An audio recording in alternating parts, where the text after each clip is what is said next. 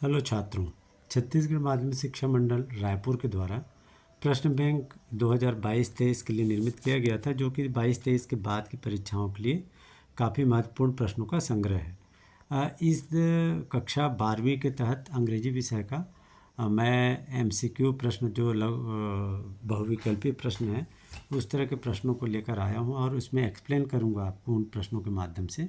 आइए देखते हैं अंग्रेजी का चैप्टर 1 द लास्ट लेसन और चैप्टर 2 लास्ट स्प्रिंग के प्रश्नों को। प्रश्न पहला है, in the last lesson which country rejected the freedom of the people of Lorraine and Alsace. अर्थात इसमें पूछ रहा है द लास्ट लेसन के अनुसार किस देश ने लॉरेन और एल्सास की आज़ादी को, फ्रीडम को रिजेक्ट कर दिया था। तो इसका करेक्ट आंसर ABCD 4 ऑप्शन दिया है, प्रूसिया, फ्रांस, इटली और रोम। आप जब स्टोरी देखे होंगे द लास्ट लेसन तो इसमें प्रूसिया का बार बार जिक्र आया है, जिसमें कि जर्मनी भी शामिल है। वो दो जिलों लॉरेन और एल्सास को जीत चुका है। तो लॉरेन और एल्सास में ऑर्डर दिया जाता है कि वहाँ पर फ्रेंच लैंग्वेज पढ़ाया जाएगा। फ्रेंच लैंग्वेज की जगह पे जर्मनी की भाषा, जर्मनी लैंग्वेज पढ़ाई जाएगी। प्रश्न दूसरा है, who is the author of the last lesson. आपको पता ही है द लास्ट लेसन के ऑथर या लेखक हैं option C Alphonse Daudet. Question 3, during the Franco Prussian war Prussia consisted of which 3 nations. Franco Prussia war के दौरान प्रशिया के अंतर्गत कौन से 3 देश आ रहे थे।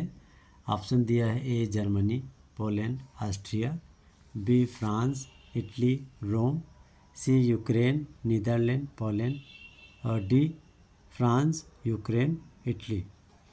ये ऑप्शन आप देख लीजिए, इसमें आपको पता ही होगा जर्मनी, पोलैंड और ऑस्ट्रेलिया का नाम बार बार आता है। ऑस्ट्रिया तो सेक्शन इसमें जो ऑप्शन है ए जर्मनी, पोलैंड और ऑस्ट्रिया सही आंसर है। क्वेश्चन 4 है, the last lesson is a fiction. Fiction यानी होता है काल्पनिक कथा या कहानी। Based on real event Franco Prussian war, this lesson is about. The last lesson जो कि एक काल्पनिक कथा है, यह आधारित है किस इवेंट के आधार पर, फ्रैंको प्रशियन वार के बारे में है, जो कि एक रियल घटना है। फ्रैंको प्रशियन वार वास्तव में हुआ था, फ्रांस और प्रशिया का वार, उस रियल घटना का उल्लेख है इसमें। यह लेसन किस बारे में है। पहला दिया है value of language, B value of nation, C value of teacher, D value of time. तो इसमें आप देखे ही हैं, शुरू ही होता है जहाँ पे उस स्कूल में जो कि जहाँ की फ्रेंच पढ़ रहा है, वहाँ पे लैंग्वेज के रूप में फ्रेंच भाषा पढ़ाई जा रही है। लेकिन जब उस डिस्ट्रिक्ट को, एल्सास और लॉरेन को, फ्रैंको प्रशियन वार के बाद प्रूसिया विन कर लेता है, तो वहाँ पर फ्रेंच भाषा की जगह जर्मनी भाषा को पढ़ाने का ऑर्डर आया रहता है। तो इस तरह से देखते हैं कि इसमें वैल्यू किसके बारे में बताया गया है, लैंग्वेज। तो वैल्यू ऑफ लैंग्वेज चौथे का सेक्शन ए करेक्ट आंसर होगा। प्रश्न 5 है, why was French sad and ashamed of. French इस चैप्टर में सैड है, बड़ा ही दुखी है और लज्जित है, क्यों। ऑप्शन दिया है, A participate in the annual day function, to recite his own language, join the cricket team, help M Hamel in his garden. आपको पता है फ्रांच वहाँ पर इस चैप्टर में जब उसे अपने लैंग्वेज का वैल्यू पता चलता है तो उसे बड़ा ही लैंग्वेज के लेकर बड़ा ही लज्जित महसूस करता है कि मैंने वैल्यू कम दिया। और जब भी एम हेमल जो उनके टीचर हैं वो पढ़ाते थे तो उन्हें इसे महत्व कम दिया था। तो लैंग्वेज को लेकर है। तो इसी तरह से पहला दिया है participate in the annual day function, निश्चित तौर पे गलत ऑप्शन है। B recite his own language, अपनी लैंग्वेज को सुनाने का उसका मन करता है कि मैं सीख के कुछ सुनाऊँ। सी है क्रिकेट टीम, डी है एम हेमल इन गार्डन। मतलब सी और डी हो ही नहीं सकता, आप अगर स्टोरी आपको पता होगा तो। इसका करेक्ट ऑप्शन है B, to recite his own language. Question 6 देखते हैं, who was mister Hamel. Mister M Hamel आपको पता है फ्रांस जिस स्कूल में पढ़ रहा था वहाँ के टीचर होते हैं, जो कि अपनी अंतिम क्लास लेते हैं, लास्ट लेसन उस दिन ले रहे होते हैं, जिस दिन की ऑर्डर आया हुआ रहता है कि सभी स्कूलों में फ्रेंच भाषा की जगह जर्मनी लैंग्वेज पढ़ाई जाएगी। तो who was mister M Hamel. M Hamel कौन थे? डॉक्टर नहीं थे, पेंटर भी नहीं थे, राइटर भी नहीं थे, वे ऑप्शन सी सही है, टीचर थे। क्वेश्चन नंबर 7 देखते हैं। What did mister M Hamel teach. M Hamel जो शिक्षक थे वो क्या विषय पढ़ा रहे थे? German, French, English, Hindi. आपको पता है इसका करेक्ट आंसर होगा फ्रेंच। वो फ्रेंच के टीचर थे। चूँकि जिस दिन चैप्टर शुरू हुआ, जिस दिन चैप्टर ये जो लेसन है शुरू होता है, द लास्ट लेसन, उसी दिन एम हेमेल अंतिम क्लास ले रहे होते हैं, जहाँ पर ऑर्डर आया है प्रसिया से कि वहाँ पर फ्रेंच की जगह जर्मन भाषा पढ़ाई जाएगी। तो इसका करेक्ट ऑप्शन है बी, फ्रेंच। आइए देखते हैं चैप्टर 2 लॉस्ट स्प्रिंग का। Where was Anees Jung born and brought up. Anees Jung जो कि लॉस्ट स्प्रिंग चैप्टर के ऑथर हैं, लेखक हैं, उनका जन्म कहाँ हुआ था और पालन पोषण कहाँ हुआ था? A, Russia and Cuba, B, Rourkela and Hyderabad, C, Paris and Madrid, D, Poland and Italy. इसका करेक्ट आंसर है अनीस जंग, जो कि राउरकेला के रहने वाले थे। हैदराबाद और राउरकेला से उनका पालन पोषण का संबंध है। ऑप्शन बी करेक्ट है।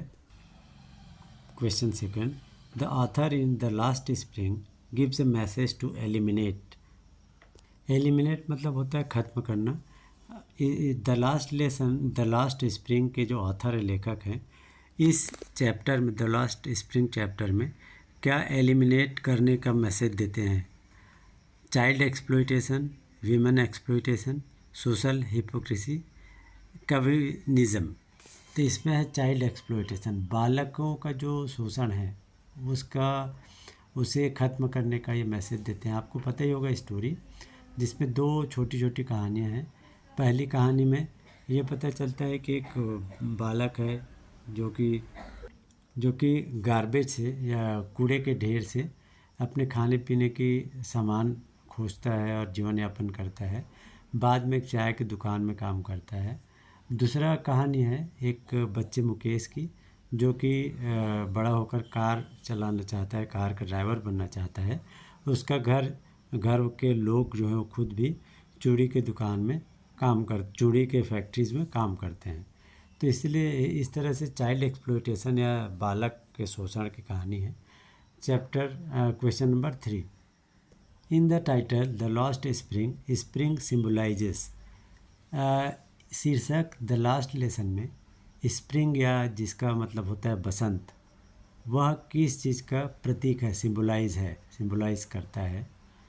Option childhood, B adulthood, C teenage, D infancy. Correct option है childhood. A bangle symbolises is Indian women's. Bangle या चूड़ी क्या चीज़ को सिम्बलाइज करते हैं या प्रतीक चिन्ह है भारतीय महिला के संदर्भ में? सिंदूर, सुहाग, फैशन, कल्चर। सिंदूर तो अपने आप में एक सिंबलिज्म है, सिम्बलाइज करता है। फैशन अलग है, कल्चर अलग है। ये भारतीय नारियों के लिए सुहाग का एक प्रतीक माना जाता है, बेंगल या चूड़ी। क्वेश्चन 5 देखते हैं। Saheb's family used to live in the green field of. Saheb की फैमिली हरे भरे खेतों में रहा करता था। Live in the green field रहा करता था। कहाँ पे रहा करता था? बांग्लादेश, मलेशिया, सीमापुरी, हैदराबाद। सीमापुरी दिल्ली में है, वहाँ पे हरे भरे जंगल तो हैं नहीं। हैदराबाद का कहीं उल्लेख नहीं है साहेब वाले पोर्शन में। मलेशिया का भी उल्लेख नहीं है। तो करेक्ट आंसर हुआ बांग्लादेश। आपको पता है ये साहेब जो रहता है वो उसकी फैमिली बांग्लादेश से आके सीमापुरी दिल्ली में जो स्थित है वहाँ पे रहना शुरू कर देते हैं झोपड़पट्टियों में। तो इसका करेक्ट ऑप्शन होगा ए, बांग्लादेश। इस तरह से चैप्टर 1 और चैप्टर 2 का MCQ टाइप के जो क्वेश्चन दिया था, ये आज एक्सप्लेन कर दिया और आगे के चैप्टर को भी लेकर मैं आऊँगा। पहली बार देख रहे हैं तो सब्सक्राइब अवश्य कर लें, लाइक और अपने दोस्तों के साथ शेयर करें। धन्यवाद।